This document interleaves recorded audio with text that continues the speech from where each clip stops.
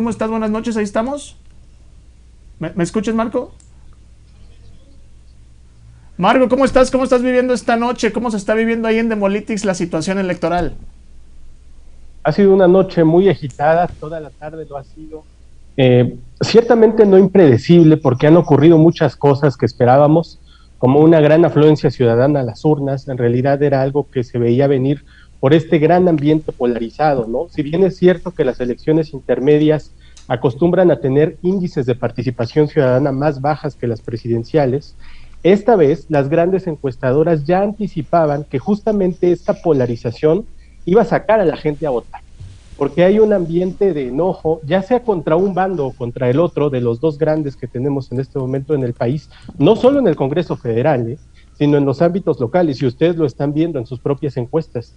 El grado de paridad que hay en este momento en muchos estados todavía no permite anticipar quiénes serán los grandes ganadores, y eso evidentemente se va a traducir en cómo se integran los congresos locales, que ahorita, si me lo permiten, platicaremos de eso, y desde luego cómo se va a integrar la Cámara de Diputados con este llamado voto de arrastre, ¿no? Que muchas veces la ciudadanía no hace necesariamente un voto diferenciado para gubernatura, para diputaciones federales, locales, ayuntamientos, sino que más bien tachan todos los partidos en las boletas por la misma candidatura, por la misma coalición.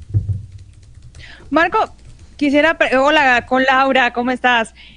Hola, Laura. Pues justamente ahora que mencionas la Cámara de Diputados Federal, y ustedes también en su página publicaron pues ahí como la evolución de las intermedias cuando fueron con el PRI y esto, preguntarte, porque realmente la Cámara que ahora tenemos con una mayoría de Morena no empezó así. Ella se fue, digámoslo así, alimentando con diputados, ya sabes, los cachirules, los diputados sandía, se fue como creciendo de una manera, digámoslo así, artificial, digo, no sé si sea la palabra correcta, porque justamente ahora eso es lo que se está diciendo, ¿no? Que Morena no va a tener la mayoría calificada o que sí la va a tener, pero realmente actualmente la tuvo no por votación, sino por cómo se fue creciendo. ¿Qué opinas al respecto? Y según los datos que ustedes tienen, ¿qué nos puedes decir? ¿Qué va a pasar a partir de aquí en adelante con esa información que ustedes por lo menos ya han manejado en años anteriores? Me parece que tocas dos temas. El primero es qué tanta es la fuerza de la mayoría en un Congreso Federal. Si nos vamos a hacer el estudio histórico, veremos que Morena, a pesar de que había esta percepción ciudadana de que había arrasado totalmente en las encuestas, de que había ganado todo, Morena toma todo en los encabezados de algunos periódicos, revistas, todo, tal vez no necesariamente era así, al menos para la Cámara de Diputados Federal y para los congresos locales, que es el seguimiento que nosotros hacemos desde Demolitics. Somos una consultoría legislativa, nos dedicamos a realizar análisis y estudios de estos temas. Ahí les va. En 2018, Morena ganó la Cámara de Diputados con 191 diputaciones, el 38.2%. Si nos vamos a analizar el histórico de los partidos que ganaron la mayoría, durante todas las elecciones federales y locales desde 1997, pudiéramos decir que Morena es el ganador menos ganador.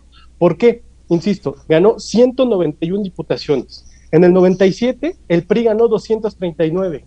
En el 2012, wow, el PRI ganó 212. Del 97 al 2018, todos los partidos que ganaron el primer lugar de la mayoría de diputados ganaron más de 203 diputaciones. Wow. Morena ganó 191. Ese margen de distancia que hay entre 191 y 203 perfectamente podrían ser 2 o 3 grupos parlamentarios minoritarios. Y el otro tema que tocas es justamente el transfugismo. Este fenómeno que ocurrió no solamente en el Congreso Federal, sino en los congresos locales, que coloquialmente llamamos chapulineo. ¿Cómo es que ahora un partido que obtuvo 191 diputados termina por tener la mayoría absoluta? Justamente a través de esta migración colectiva que hicieron los legisladores, primero de sus partidos afines. Todavía no pasaban 10 días de la legislatura en 2018, cuando ya había recibido 67 diputados del PES, su partido aliado número 1 en la elección de 2018, y poco a poco fue así, comiéndose a diputados de sus aliados, de la oposición, PRI, PAN, PRD, de todos, fue construyendo esta mayoría absoluta, primero la absoluta, porque ni siquiera tenía la absoluta. Hay 3 tipos de mayorías, ¿no? Simple, que es tengo un voto más que tú; mayoría absoluta, que es esta cifra mágica del 50% más 1, que hoy es el gran tema; no la mayoría calificada de 2/3 partes como nos están haciendo querer creer, no, porque en este momento lo cierto es que Morena no tiene las 2/3 partes en la Cámara de Diputados, vaya, apenas la roza, pero cuando ha querido impulsar reformas de gran calado, por reformas constitucionales, no ha podido, porque ni siquiera le dan los números. Entonces, si hoy la oposición no gana, más bien, si hoy la oposición le arrebata la mayoría calificada a Morena, no le estaría arrebatando nada, las cosas se quedarían exactamente igual que ahora, y entonces que no nos vengan a prometer, ahora sí vamos a negociar por Morena, porque van a tener prácticamente los mismos números que tienen ahora, y teniendo tantas herramientas de control, tantos mecanismos como controversias constitucionales, acciones de inconstitucionalidad, estrategias dilatorias de negociación parlamentaria, rupturas de quórum, enmiendas masivas al orden del día, muchas cosas que no hicieron, que ahora no vengan con el afán de hacerlo si le logran arrebatar la mayoría calificada. Ese sería un error estratégico. El gran eje central en este momento, y que parece que puede ir por ahí, es la mayoría absoluta, el 50% más 1. Ya empiezan a filtrarse las primeras encuestas de salida, por ejemplo, el Financiero empieza a apuntar que la coalición Juntos Haremos Historia apenas alcanzaría el 47%, ya con todos los partidos aliados a Morena. Y la coalición de Vapor, PAN, PRI, PRD, el 44%. Y entonces, esa lucha que como decíamos, el efecto de arrastre, ¿no? Si gobernaturas están parejas, si ayuntamientos están parejos, si congresos locales están parejos, evidentemente iba a estar parejo el Congreso Federal.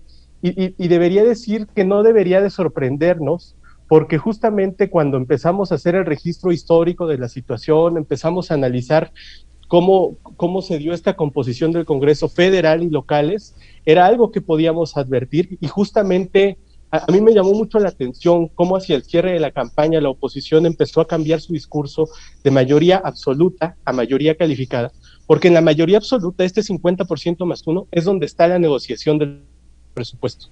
Y si se negocia el presupuesto, absolutamente todo es negociable. Y entonces ya no tendremos un Congreso, una oposición reactiva nada más, que esté ahí aguantando los embates del presidente, negociando nombramientos, reformas constitucionales. No, al contrario, ya puede ser una oposición mucho más activa, porque va a tener que negociar el presidente sí o sí el presupuesto con ellos. Y entonces ahora sí la oposición le puede negociar. ¿Quieres que sigamos con tu Tren Maya? Platiquemos. ¿Quieres que sigamos con la refinería? Sentémonos a hablar. Entonces, este va a ser muy interesante, todavía es muy pronto para saber. Marco, y es una dinámica mucho más saludable, ¿no? Para tener en el Congreso. Alex, estos números que plantea el Financiero, ¿cuál es tu lectura? Mira, yo creo que yo coincido con Marco en el sentido de que a lo mejor el panorama con Morena no es muy distinto. Pero yo creo que la gran diferencia, Marco, estarás de acuerdo, y creo que lo dijiste de alguna forma, es el crecimiento de la oposición y sobre todo de los 3 principales partidos de oposición, de los que conforman la alianza. Porque yo te voy a decir una cosa, según los números que está citando Marco y que estoy viendo aquí en la pantalla, los podemos poner si quieren en la pantalla, ya los tenemos, la encuesta salida del Financiero, es que 47% Morena para diputados federales, con todo y sus aliados, 43% para alianza PRI-PAN-PRD. ¿Esto qué quiere decir? Que probablemente a Morena ya no le alcance con todo y sus aliados ni siquiera para tener la mayoría absoluta de 50 más 1. Y ahí es donde es lo que dice Marco, estarás de acuerdo, Marco. Si esto se confirma, entonces Morena ya no podrá aprobar por sí mismo y con sus aliados ni siquiera el presupuesto, y a partir de ahí absolutamente todo puede pasar. Yo coincido contigo, tenía la mayoría solita Morena, la mayoría absoluta de 50 más 1, lograba la calificada con todos sus aliados y chapulines y todos los demás, pero si es cierta la proyección que hace el Financiero, yo estoy viendo que va a quedar una Cámara que durante años estuvo a tercios, ahora en medios, 50 y 50 casi, y en una de esas, en un descuido, pues no pueden sacar el presupuesto solos, lo cual a mí me parecería una gran noticia para poder tener un presupuesto en donde se tenga que negociar, como dice Marco, el Tren Maya, la refinería, las transferencias sociales, en general, las transferencias estatales. Yo creo que se está prefigurando un escenario muy, muy interesante e inédito. Felipe Zavala, ¿crees que esto tenga al presidente molesto, preocupado?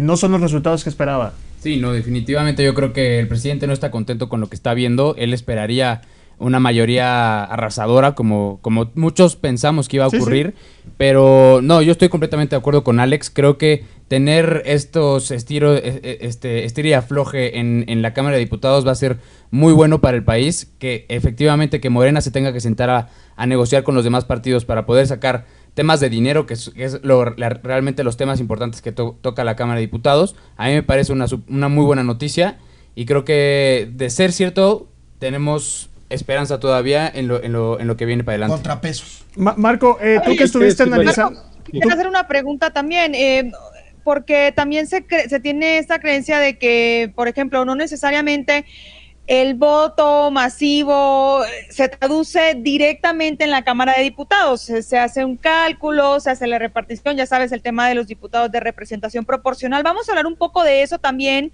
porque la gente nos pregunta en redes que si su voto se va a esta alianza, o al Juntos Haremos Historia, y no necesariamente vemos que este principio, que es de los plurinominales, ayuda a las minorías, sino que vemos que de repente ayuda más a las mayorías. ¿Qué opinas de eso? Dos cosas, si me permiten ir en orden cronológico. Primero diría que sobre este restablecimiento de los contrapesos que puede llegar a haber eventualmente, empezaría por los contrapesos internos de la Cámara de Diputados. Hablamos de los que puede haber hacia el exterior, hacia el presidente de la República en materia del presupuesto, pero es que desde el interior se juegan cosas fundamentales cuando está en disputa la mayoría absoluta. ¿Qué se juega? El nombramiento del presidente de la Junta de Coordinación Política o la presidenta, el nombramiento de quién va a ocupar la presidencia de la mesa directiva.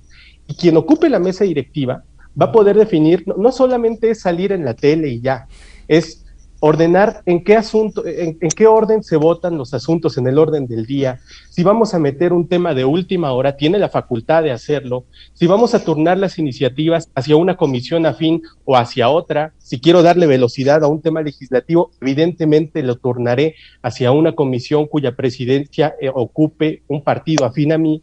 La asignación de los recursos a todos los grupos parlamentarios, y eso sí condiciona mucho todos los procesos legislativos, ¿no? A lo mejor un grupo parlamentario se ve limitado en tema de recursos, y esa es la moneda de cambio que pone el partido que detenta la mayoría absoluta, y cuando los contrapesos ya están equilibrados, pues no necesariamente es así. Y justamente lo que mencionas, Laura, estos resultados que nosotros estamos empezando a ver, que ni siquiera son resultados preliminares, son encuestas de salida, y así hay que entenderlas. Sí.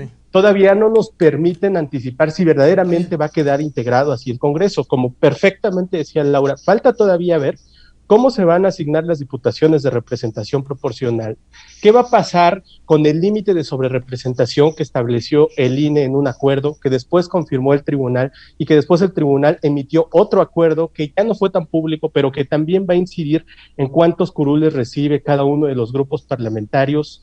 Y después el tema del transfugismo. Insisto, no descuidemos el ojo de esto, porque Morena no aplicó esta estrategia como un evento aislado únicamente en la Cámara de Diputados en 2018. De 2018 para acá, por ejemplo, Morena ganó 1 de cada 3 diputados, no en las urnas, sino a través del transfugismo. Diputados federales, 1 de cada 3. Nada garantiza que no lo puedan volver a hacer, y la oposición debe estar muy alerta de eso. ¿Qué tipo de incentivos le va a ofrecer Morena y qué tipo de incentivos les van a ofrecer ellos para que no se vayan? Porque, insisto, no es un fenómeno aislado. Sistemáticamente lo estuvieron haciendo en los congresos locales, porque Juntos Haremos Historia tampoco obtuvo la mayoría en la mitad de los congresos locales. Lo que nos dice la Constitución es que para poder reformar la Constitución, tú necesitas 2/3 partes en el Congreso Federal, está bien, pero además más de la mitad de las legislaturas locales. 50% más 1. Morena no tenía ese 50% más 1 después de esta histórica jornada de 2018 en la que todo mundo decíamos, es que se llevó todo. Pues no, No, más bien poco a poco, a través del transfugismo, le fue robando al PAN, al PRI, al PRD, a Movimiento Ciudadano, se hizo de más de la mitad en las legislaturas locales y gracias a eso pudo aprobar todas sus reformas constitucionales. Vamos a suponer que ningún diputado, ni federal ni local, se hubiera movido de sus grupos parlamentarios en 2018, ninguna reforma constitucional del presidente López Obrador se había podido aprobar. Marco, una pregunta. En Demolytics, con lo que tenemos hasta ahorita, con la información que se ha presentado hasta el momento, ¿qué opinión te da la alianza? ¿Fue al final buena idea que PRI, PAN y PRD se juntaran en el tema local? ¿O realmente fue un fracaso la estrategia? ¿Cómo lo leen ahí ustedes? Hay que entender a los actores siempre en su momento histórico. En este momento histórico en el que se definían muchas cosas como la estabilidad democrática, cuando venían amenazas de desaparición del INE, de remoción de consejeros, de juicios políticos, no solamente contra autoridades judiciales ni electorales, sino de gubernaturas que iban en contra de los deseos de un partido, un bloque, de pronto no necesariamente es malo, como tampoco podríamos decir que necesariamente es mala una alianza morena, verde, que no comparten los mismos ideales, pero que establecen agendas comunes, y es que es eso, o sea, no son alianzas que necesariamente tienen que ser una cosa mal hecha. Ahí les va las cosas que proponen como agenda ambas coaliciones. Juntos haremos historia, por ejemplo, aun cuando los partidos claramente tienen distintas agendas, proponen la ampliación de la Guardia Nacional a 140,000 elementos, reasignar las funciones de los militares a cuestiones civiles como aéreas, navíos, comunicaciones, transportes, construcción, la creación de un mando único policial que involucre a los 3 órdenes de gobierno, la liberación de los presos políticos y continuar con estos programas sociales que debería de tener el presupuesto para poderlos impulsar. Y del otro lado, ¿qué propone la coalición de Va por México? Lo primero que propone es restablecer esta función de contrapeso que en realidad nunca perdió, y eso debemos de insistirlo todo el tiempo. Con que tú tengas el 33% del Congreso, puedes hacer muchísimas cosas para evitar que te avienten la planadora. ¿Vas a perder todas las votaciones? Sí, pero quien crea que el legislativo es solo aprobar leyes, tiene una visión limitada del alcance que tiene este poder. Porque ya lo vimos, por ejemplo, en el caso del gobernador Cabeza de Vaca, lo vimos en el caso de la ampliación de mandato de Bonilla en Baja California. Sí. No fue aprobar leyes, fue el ejercicio de mecanismos constitucionales, intra e interorgánicos para hacerle contrapeso al poder o para acrecentarlo. Entonces, regresando, ¿cuál es la agenda que tiene Va por México? Es recuperar esta función de control del Congreso, negociar el presupuesto, que si llegara a confirmarse esto, que insisto, todavía es muy preliminar y no debemos tomar como definitivo, pues podría ser medidas para revertir la contingencia por COVID, sanitarias y económicas, gobierno digital. Vaya, sí se establecen líneas comunes sobre las cuales legislar. Te agradecemos mucho y les mandamos un abrazo a todos ahí en Demolytics. Vamos a esperar más información y seguro estaremos aquí en contacto. Muchísimas gracias. Gracias. Les agradezco muchísimo. Muchas gracias, noche. Marco. Un abrazo. Hasta luego. Laura, ¿tú lees igual que Marco la alianza? ¿Te parece momento coyuntural? Yo creo que en estos momentos la alianza, como tal, no le veo una propuesta concreta. La única